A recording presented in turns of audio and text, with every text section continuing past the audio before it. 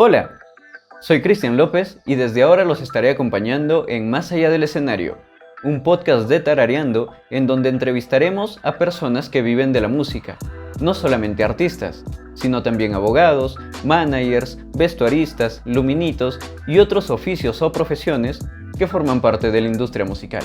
Queremos aportar a que la gente entienda cómo funciona esta industria y apoyar a aquellos que quieren llegar a vivir de la música. Recuerda que Tarareando es un proyecto que se mantiene gracias al apoyo de nuestra comunidad, por lo que te pedimos que interactúes con este podcast desde la plataforma en que nos estés escuchando. Y si nos quieres apoyar económicamente, puedes ser parte de nuestro canal de YouTube, de nuestro grupo de Patreons y próximamente estaremos lanzando nuestra tienda desde donde podrás adquirir nuestros artículos. Hoy, en el primer episodio, tenemos a Gonzalo Calmet, el fundador de la Music Business School de Perú, la primera dedicada a la industria musical en este país. Y en el momento que realizamos la entrevista, Gonzalo aún era el gerente de marketing de Sony Music Perú. Así que sin más, vamos a la intro y que disfruten la entrevista.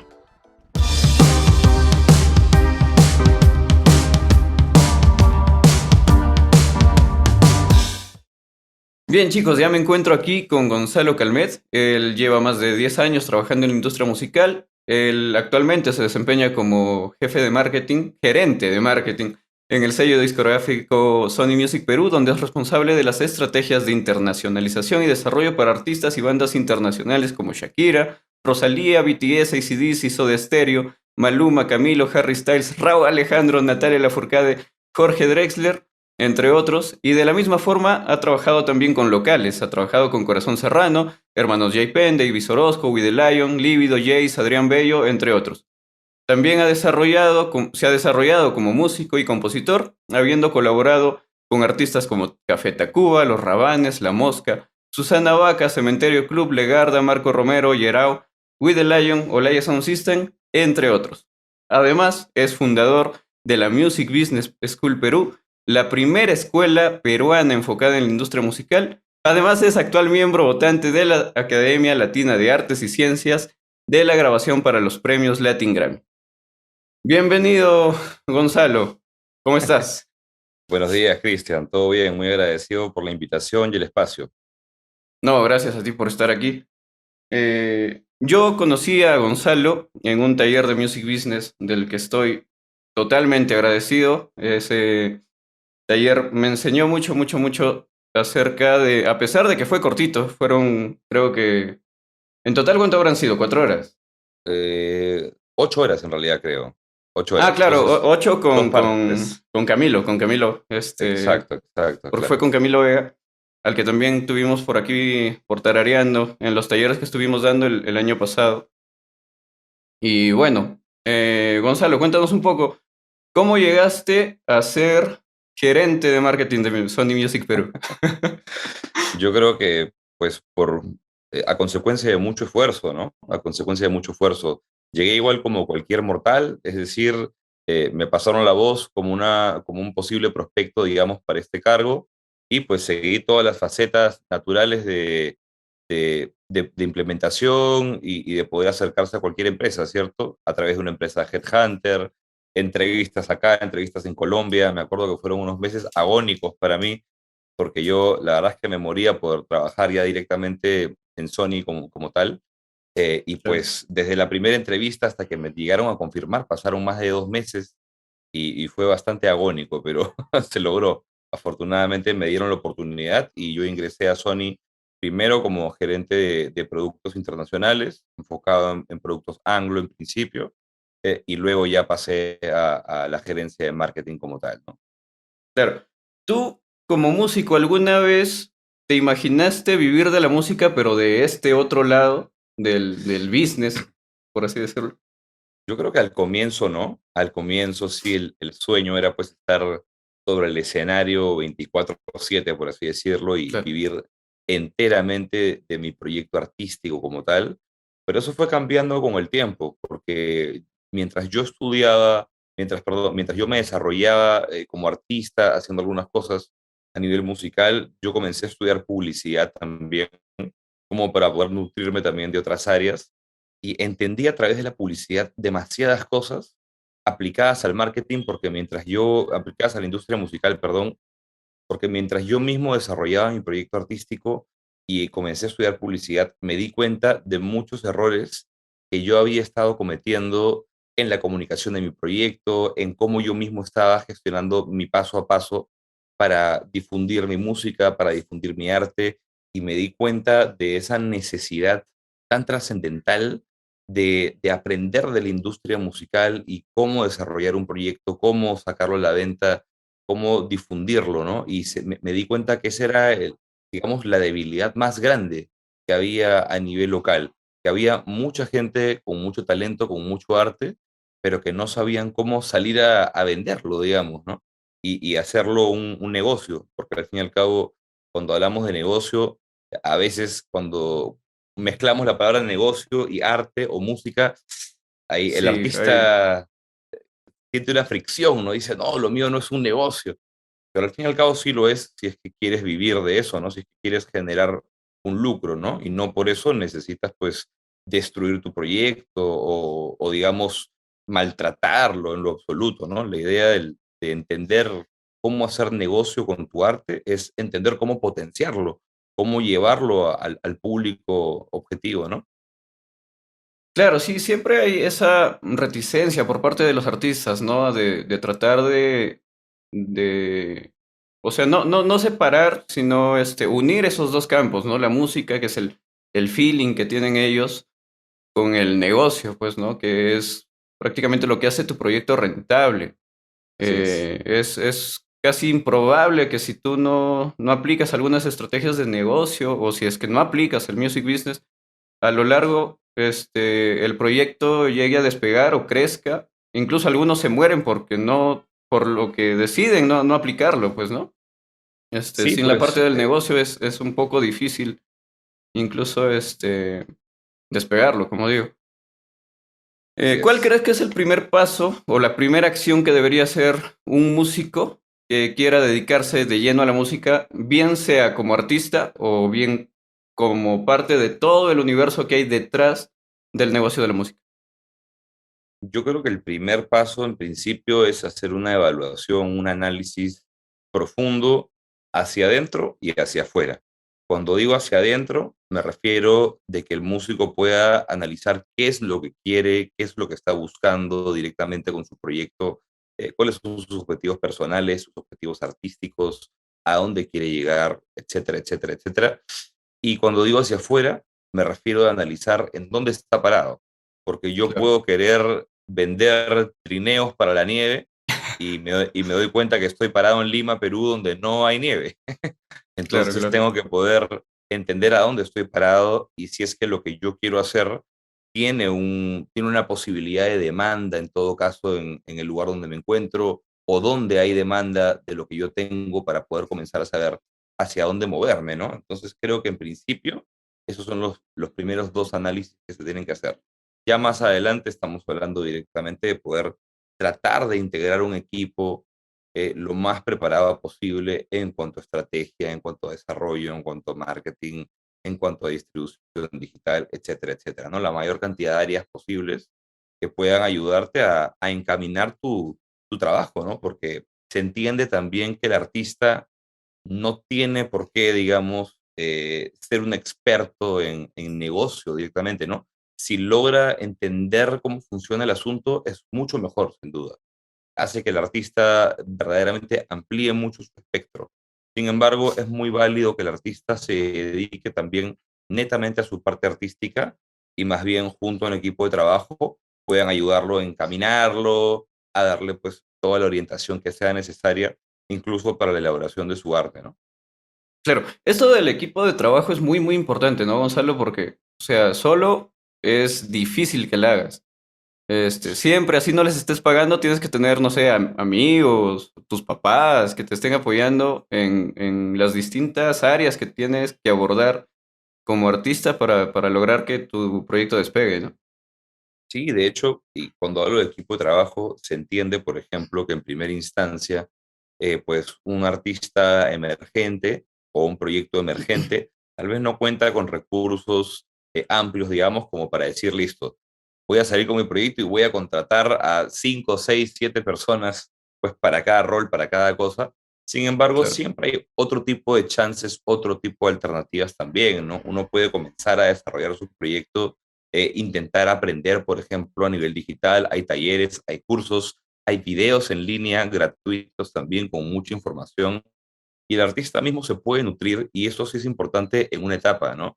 Es importante que el artista, si es que no cuenta con nadie a su alrededor como tal de momento, pues comienza a nutrirse porque al fin y al cabo tiene que poder hacer, aunque sea los primeros pasos solo. Y de ahí en adelante, por ejemplo, cuando uno firma, por ejemplo, un deal de distribución musical con algunas distribuidoras que tienen un formato distinto a las distribuidoras independientes, por ejemplo, trabajan con equipos justamente.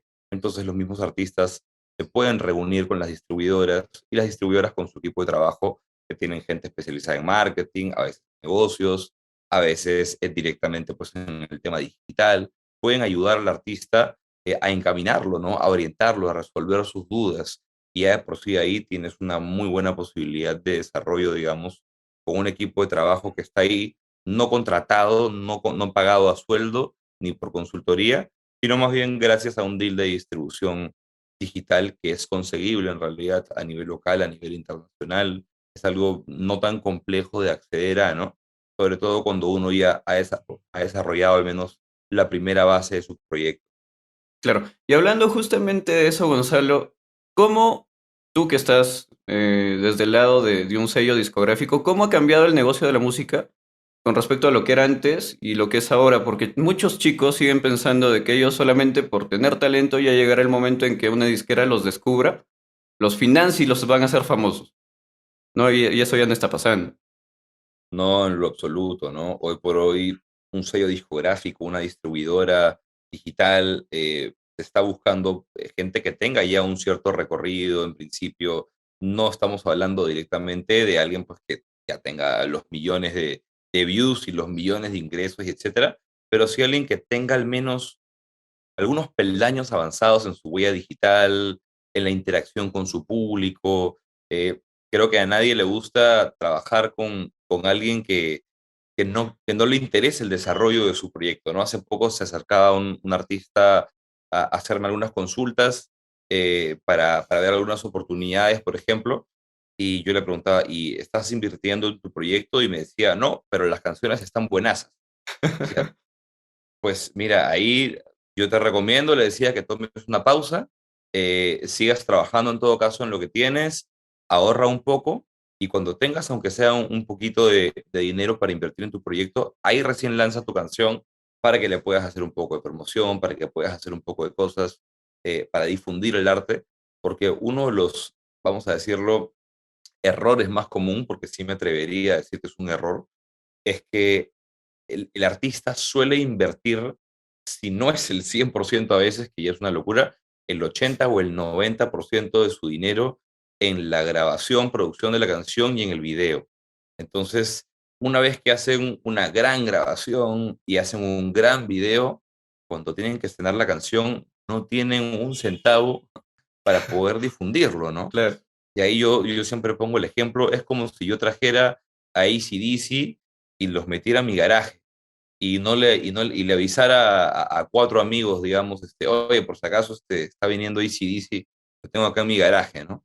Van a venir 4 personas, ¿no? Pero si tienes algo tan grande, tan potente, necesitas difundirlo, necesitas utilizar la mayor cantidad de herramientas de difusión para que puedas meter a AC/DC en el Estadio Nacional y eso se llene, ¿no? De lo contrario, así tengas el mejor proyecto, la mejor música, no va a pasar nada, ¿no? Es importante invertir en la difusión y en el desarrollo de un proyecto.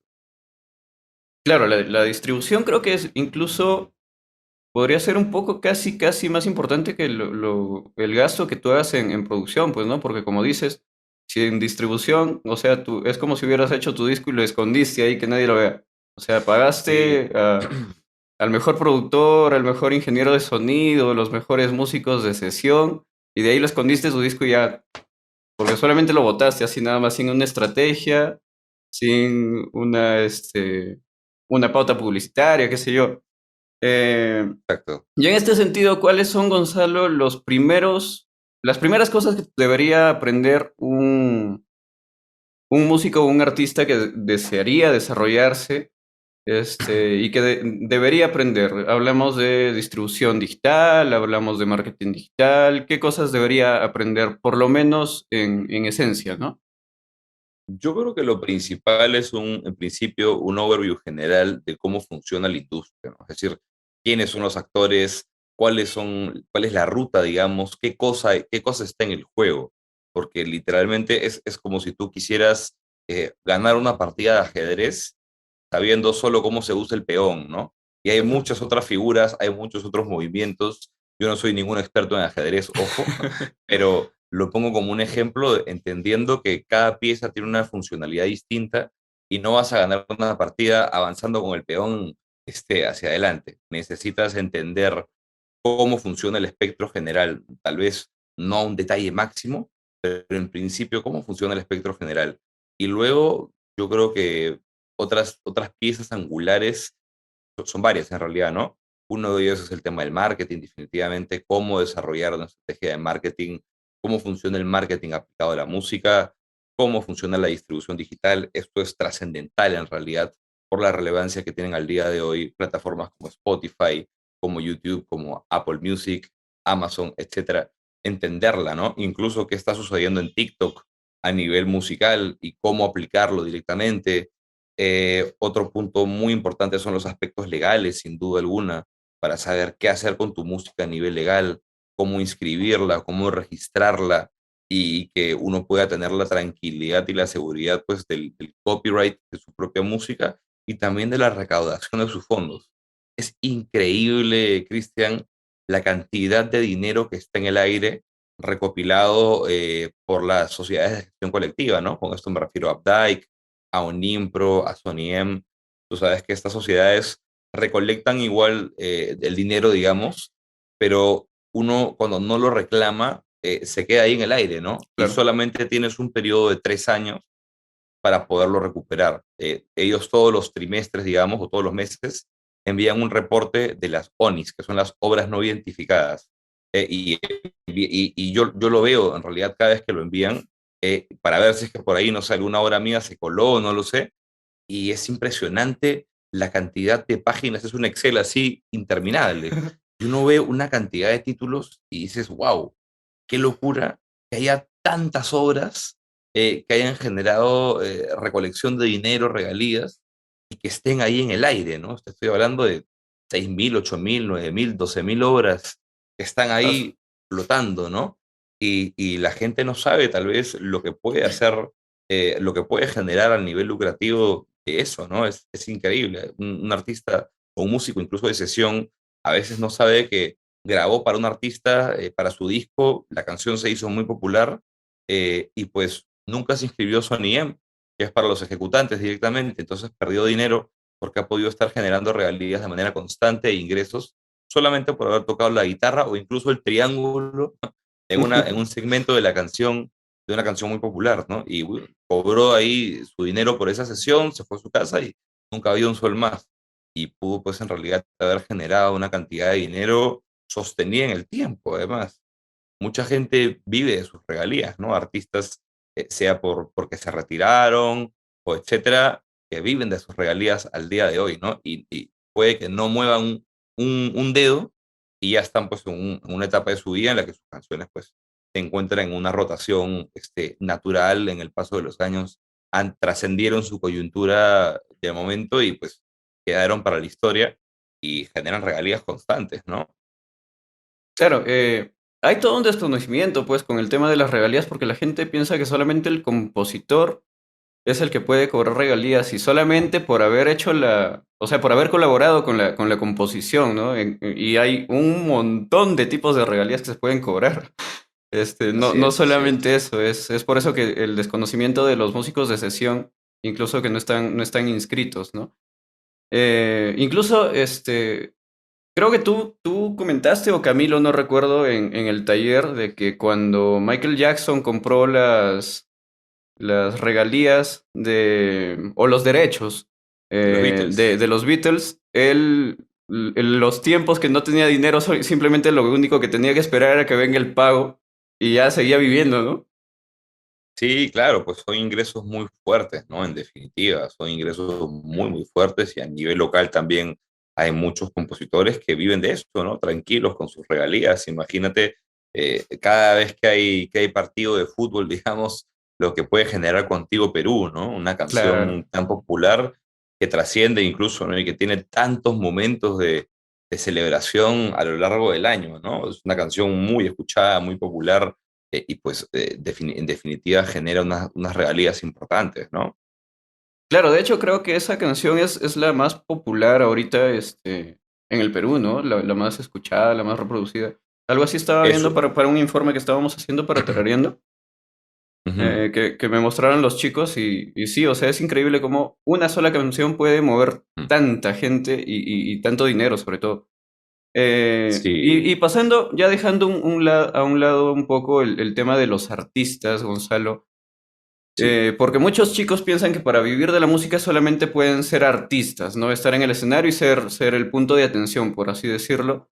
Y esa es principalmente la mayor preocupación de los padres porque el porcentaje de proyectos de artistas que se caen es mayor que el que logran triunfar o el que logran sobrevivir, ¿no? ¿Cuál sería el abanico de opciones que puede tener una persona amante de la música que se quiera dedicar al negocio de la música? Uf, el abanico es inmenso en realidad, ¿no? Es interminable y a cada rato además se sigue ampliando porque como la propia industria va cambiando, va mutando, cada vez necesita mayor cantidad de gente porque van saliendo nuevas plataformas, van saliendo nuevas posibilidades. Es decir, el simple hecho de, por ejemplo, pasar a la era digital, de la era física a la era digital, pues abrió el abanico tremendamente, ¿no? Y uno puede desarrollarse en la industria musical hasta de profesiones clásicas, por así decirlo, como digamos tú le dices a tu papá, oye, ¿sabes qué? Quiero estudiar derecho, quiero ser abogado o quiero ser abogada, pero, y seguramente te celebran en casa, ¿no? Claro. En la casa conservadora, qué bueno, quieres ser abogado, quieres ser abogada, pero me quiero dedicar a la música. ¿Qué cosa? Y ahí viene el pare, ¿no? ¿Cómo que a la música? ¿A quién vas a defender? Y en realidad, por ejemplo, incluso a nivel local, es una de las posiciones más demandadas, ¿no? Porque no hay un gran abanico, por ejemplo, de abogados dedicados específicamente a la industria musical como tal. Pero afuera, tú escuchas artistas, digamos, de renombre, y lo primero que te dicen, dame un consejo, consíguete un buen abogado. Es lo primero que te van a decir afuera porque es una jungla, ¿no? Y así como hay gente muy bien intencionada, también hay gente mal intencionada o gente ignorante también, utilizando la palabra sin calidad de ofensa, sino más bien en calidad de realidad de no entender tal vez cómo funcionan algunas cosas de la industria y el artista puede terminar firmando contratos y cosas con personas que tal vez sin mala intención no sabían lo que te estaban dando y lo vieron normal y natural, y tú también como artista lo viste normal, y al final por no asesorarte con un abogado, pues te metiste en un lío gigante y cediste tus derechos a 20 años sin darte cuenta, ¿no? Entonces, eso lo pongo como un ejemplo de que incluso un abogado, por ejemplo, puede tener una participación muy grande ahí, ¿no? Pero después podemos entrar a un abanico más grande, personas de marketing, de explotación internacional, de vuelta a todo lo que hay dentro de la distribución musical, curadores de contenido, curadores de metadatos. Uf, el abanico es inmenso, ¿no? Hasta psicólogos, por ejemplo, psicólogos totalmente especializados en la industria del entretenimiento, en la industria musical, porque imagínate la vida de un artista que de la noche a la mañana se vuelve famoso Claro. a sus 10 años o a sus 12 o a sus 18, sus 22, te cambia la vida y comienzas a tener una presión distinta y necesitas tal vez un psicólogo especializado en realidad en esa clase de campos, ¿no? Que puedan entender mucho más esa clase de industria y entender cómo funciona, ¿no? Y también te van a poder orientar de una forma particular, ¿no? Así como hay psicólogos deportivos, etcétera, etcétera. Hay muchas profesiones, ¿no? Casi que cualquier campo, en realidad, creo yo, se puede dedicar a cualquier cosa, ¿no? Y ahí también viene la parte, mira, el marketing puede ser algo muy trascendental para eso, porque no es que, por ejemplo, exista nutricionismo aplicado a la industria musical, por ejemplo, ¿no? Claro. Sin embargo, sí puede haber un nutricionista que diga, mira, a mí me gusta mucho la música, me gusta trabajar con artistas, así que voy a dedicarme a la industria musical. Entonces comienzo como nutricionista a contactar a algunos artistas y a comenzar a manejar mi imagen de nutricionista con algunos artistas referentes. Entonces comienzo a hacer mi publicidad como nutricionista de la mano de artistas y enfocándome directamente en ese nicho, y estoy más que seguro que a su vez, si bien no existe un nutricionismo musical como tal, el nutricionista va a poder entender tal vez también algunas cosas que se puedan repetir en patrones del estilo de vida de un músico, ¿no? Entre entender que el músico va a ensayos constantemente, tiene que viajar, los conciertos, los horarios, etcétera, y puede ya de por sí entender una base, por ejemplo, de cómo hacer un planteamiento alimenticio de acuerdo a esa clase de tiempos, de acuerdo a esa clase de figura. Entonces, de vuelta, todo es aplicable. La medicina, el derecho, todo es aplicable en realidad. Creo que se trata simplemente de ver cómo interactúas con la industria, porque al fin y al cabo, la industria musical está llena de seres humanos. Los seres humanos Claro. tienen necesidades también básicas y distintas. Entonces, siempre, siempre, siempre va a haber una oportunidad y una posibilidad para dedicarse a la industria musical desde casi cualquier campo, ¿no? Claro, de hecho, ya no necesitas ser músico para vivir de la música, ¿no? O sea, En lo absoluto. Decir, simplemente con tener una profesión ya estás, ya puedes estar dentro del negocio de la música. Es tan amplio, lo que se ha desarrollado, que prácticamente cualquier persona podría ser parte de la música y vivir de la música sin necesidad de ser músico, ¿no? claro, totalmente, ¿no? Decir yo vivo de la música es algo que va mucho más allá de hacer música, ¿no? De ser músico como tal, ¿no? Productores de conciertos, managers, bookers, hay demasiadas posibilidades. Claro. Y Gonzalo, ¿cuál es el proceso o las personas por las que pasa una canción desde que nace la idea hasta que llega a oídos del público? Depende de la envergadura del proyecto en Un principio. proyecto chiquito en principio. Un proyecto chiquito, bueno, en principio está la composición, más allá de que la haya hecho el propio artista o tenga un equipo de compositores, que también es muy natural. El compositor, el arreglista, el productor musical, el ingeniero de grabación, el ingeniero de mezcla, el ingeniero de masterización. Hasta ahí estamos hablando netamente de la canción como tal, ¿no? Y por supuesto los músicos ejecutantes, ¿no? Dentro de lo que es ya la concepción de la canción como tal. Luego, cuando vamos ya a la parte de la distribución y todo lo que viene después, eh, o incluso un poquito antes, podemos entrar a la parte del video también. Y ahí tenemos Claro, un equipo de gente súper amplia también, de acuerdo al tipo de video que se haga, digamos, y la cantidad de gente que implique eso, pero todo el equipo audiovisual. Y ahí sí me voy a la parte ya directamente de distribución, ¿no? Que es cuando firmas con una distribuidora, sea una firma directa, una distribuidora grande, o sea simplemente un contrato digital independiente con una distribuidora de las clásicas que simplemente subes en internet y pues ya tú te autogestionas absolutamente todo, ¿no? Y ahí dentro hay todo un equipo de trabajo, ¿no? Desde la persona que es, vamos a decirle, el label manager, que es el manager dentro de la empresa distribuidora que se encarga de poder procesar el tema de tu canción. Hay un equipo de pitch, que es la presentación hacia las tiendas digitales, como Spotify, YouTube Music, etcétera, etcétera, que puedan presentar la canción de la mejor manera. Está el manager, digamos, creo que podríamos dejarlo ahí en este círculo pequeño entre manager como ese eje de coordinación entre el proyecto artístico y las siguientes partes, digamos, con la distribuidora.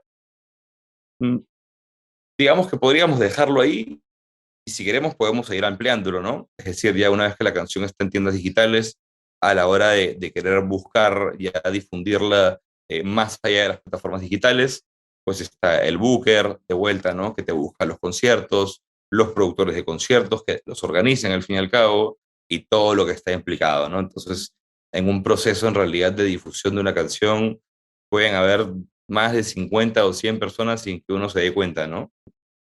claro. Y desde tu experiencia, Gonzalo, como compositor y también como gerente de marketing, ¿tú crees que hay alguna clave o receta para crear un hit?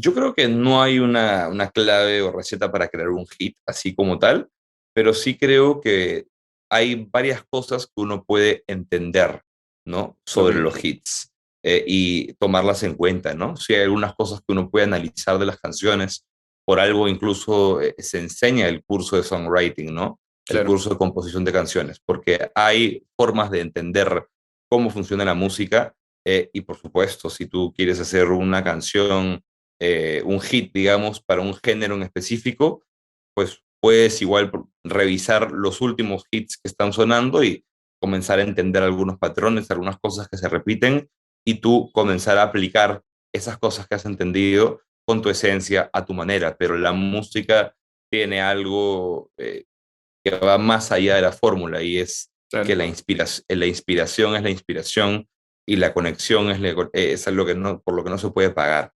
¿No? Tú te puedes sentar con los mejores compositores del mundo, los más galardonados, digamos, y puede que esa noche no salga un hit tan grande como lo que salió en ese momento, ¿no? Y me puedo remontar, por ejemplo, supongamos, el boom que fue Despacito, ¿no? En su Claro. momento. Yo puedo volver a juntar a los mismos compositores de Despacito y te aseguro que no sale otro Despacito. Puede que salga otra canción muy chévere, muy buena, no me cabe duda, ¿no? De hecho, los compositores que están ahí son muy talentosos y han hecho hits en otros momentos, como también han hecho otras canciones que han pasado desapercibidas. Y es que la música es así, ¿no? No hay una receta directa, ¿no? De lo contrario, pues imagínate, ¿no?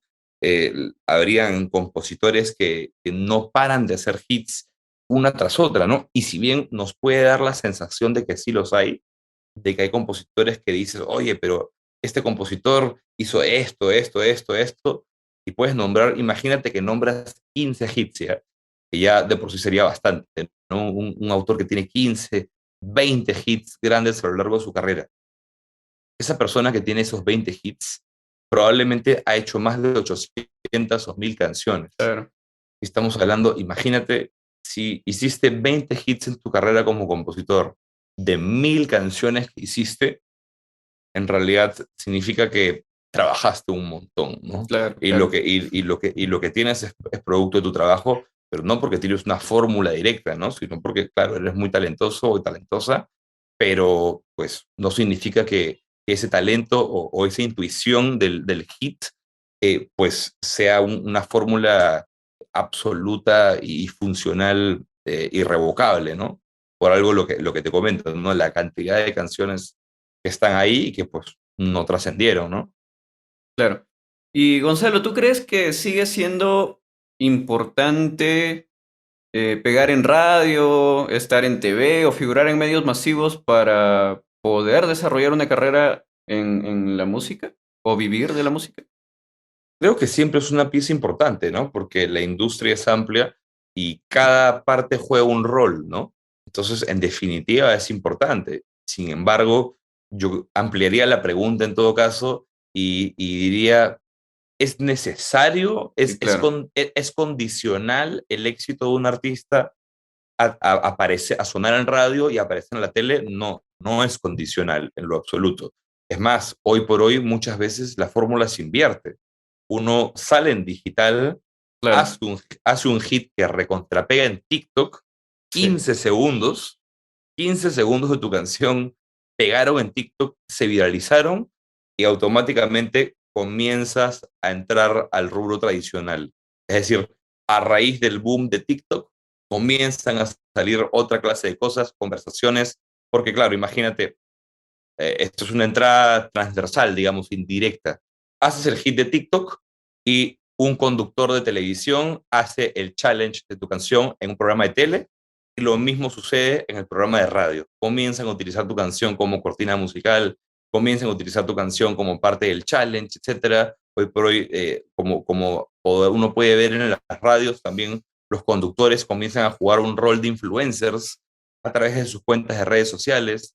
Entonces comienzan a interactuar también con lo que está sucediendo y poco a poco del entorno digital te metiste al entorno tradicional, ¿no? Como por supuesto también pasa al revés, ¿no? Hay algunos casos donde gracias a la radio, gracias a la TV, un público amplio, que es al que llega también la radio y la TV, te puede dar a conocer, ¿no? Te puede conocer directamente y gracias a eso te consume también en el lado digital.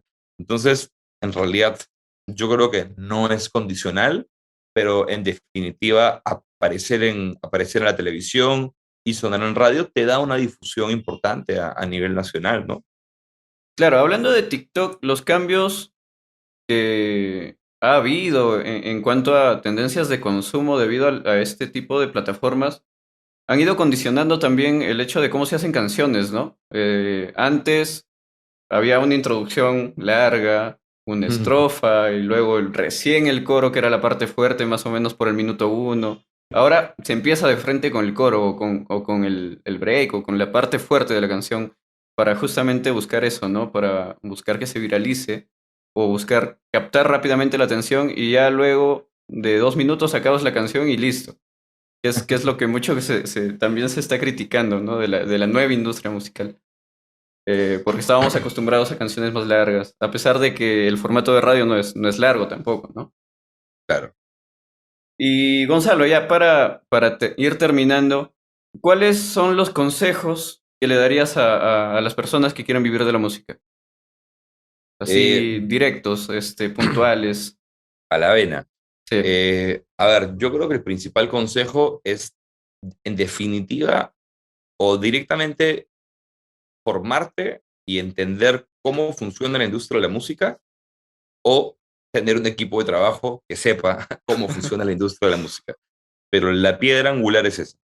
Si no entiendes cómo funciona la industria de la música, estás en un punto muy complicado, porque te estás metiendo en un rubro del que no sabes cómo funciona. Y el rubro de la claro. música y la industria de la música no es una industria de simplemente talento artístico y canciones bonitas.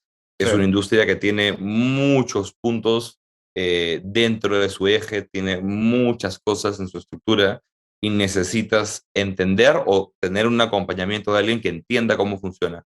De lo contrario, vas a gastar dinero, vas a gastar energía, te vas a frustrar y al final vas a tirar todo por la borda, pues, ¿no? Entonces, yo creo que ese es el principio, el consejo más básico, ¿no? Y si doy, digamos, un par de consejos adicionales, ya justamente acerca de la industria, es entender también de que la industria musical, como cualquier otra industria, es una industria que requiere inversión para desarrollar un proyecto, requiere difusión, requiere una parte legal, como mencionaba, requiere de muchos ejes, ¿no? Y el artista tiene que poder entenderlo desde un comienzo, ¿no? Otro consejo también es tratar de quitarse de la cabeza que cuando juntamos la palabra arte y negocio implica destruir el arte, porque cuántos proyectos artísticos que uno disfruta y uno conoce y que uno venera, idolatra por su calidad artística, son un negocio. Y te das cuenta que al fin y al cabo, desde lo más tal vez banal hasta lo más clásico, como por así decirte, incluso un show de música clásica, yéndonos allá a lo más tradicional que podamos tener tal vez a nivel musical, un show de Claro. música clásica, un concierto, hasta tener a la Sinfónica de Londres tocando aquí, es algo que tiene que generar una rentabilidad, ¿no? Y donde hay una promoción, una difusión, costos de equipo, de traslado, etcétera, y esa Sinfónica no va a venir acá a tocar a menos que le sea rentable. Claro. No, no es que va a decir, bueno, ¿saben qué? Qué chévere los peruanos, vamos a llevarles nuestra música, ¿no? Ya, bacán. ¿Quién lo financia? No, hay que pagar el pasaje de un equipo imagínate todavía en la música clásica, lo que implica Sí, mover una una sinfónica, ¿no? sinfónica. Sí. Si ya de por sí una orquesta de salsa, uno dice, wow, ¿cuánta gente? Ahora imagínate una sinfónica, pues, con 40 personas, movilizarlas más los equipos técnicos y todo, pues implica un entendimiento muy grande, ¿no? Del negocio y de cómo hacer para que algo así sea rentable, ¿no? Las estrategias de difusión, sea en radio, sea digital, etcétera, ¿no? Muy claro. Imagínate además, de vuelta, ¿no? Mira, voy a seguir avanzando con el tema de la música clásica porque me parece muy interesante, ¿no? La importancia de hacer una segmentación muy buena a nivel digital, por ejemplo, ¿no? Porque el público objetivo que consume música clásica en nuestro país, en definitiva, es un nicho, no es un público tan amplio. Y hay que entender muy bien dónde está ese público, entender dónde está ese rango de edad más relevante, que va a atraccionar más en una posible compra de entradas, y pues saber cómo dirigirte a ellos es un gran reto, ¿no? Entonces, pues así, con cada género musical va a representar un reto importante para la difusión del arte, ¿no? Yo creo que esos serían un poco mis consejos principales. Y ya por último, que la industria musical es una industria de mucho trabajo y también de paciencia, ¿no? Hay golpes, no quiero decirle golpes de suerte como tal, pero digamos, hay artistas que a veces tienen la oportunidad de irse a la fama, digamos, muy rápido. Ojo que también subir puede ser rápido, pero sostenerse puede ser lo más complicado de todo. Claro. Sin embargo, también hay muchos artistas que se demoran pues 5 o 10 años en consolidar su carrera artística, ¿no? Y no es un periodo de tiempo extraño en la industria musical. Que tú llegues a conocer un artista que se haga famoso o su música se logre difundir a un punto grande después de 5 años, 6 años. Es muy natural en la industria. Así que paciencia y mucho trabajo. Eso es más o menos algo como lo que pasó con Mon Laferte, ¿no? Y que suele pasar, que ella estuvo en Chile trabajando, pero nunca logró la fama que logró después de 10 años, me parece, en México, ¿no? Trabajando mucho, mucho, mucho. Y la gente lo veía como que de un momento a otro ya se hizo ultra famosa, tocó en Viña, todo el mundo la adoraba, pero no vieron todo ese trabajo que vino haciendo durante tantos años, ¿no?